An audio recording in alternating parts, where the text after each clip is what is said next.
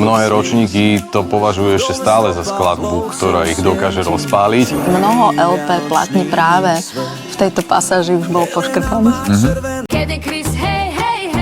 To počujem z rádia, tak mám pocit takej svadby. Ty a ja sme pre seba jediní. Ja som pri tejto pesničke zažila hudobný orgazmus. Doslova. Dnes už nikto neboskáva stále, to naše staré časy zmizli. Sa pri nej roztopím vždy ako na nuk. Valentín kráča džunglou, ja keby šiel do Lidla, Puma vidí jeho krok. Toto by mali počúvať mladí ľudia. Valentín náš Gypsy King. Ako jednoducho napísané a popísaná potreba každého človeka. Puma s tigrom v komisii. Hadovi povie, poď sem, brat. Tak toto je nádherná pieseň. Myslím si, že medzi slovenskými pesničkami nemá páru.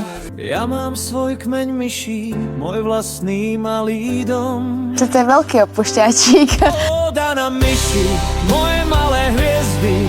Sedím niekde opretý o strom s nejakou svojou milou a toto si tak spievame. Bol skvelý textár, ktorý vedel písať nadčasové veci a toto je jedna z nich. Oda na myši, rytmus nehrá.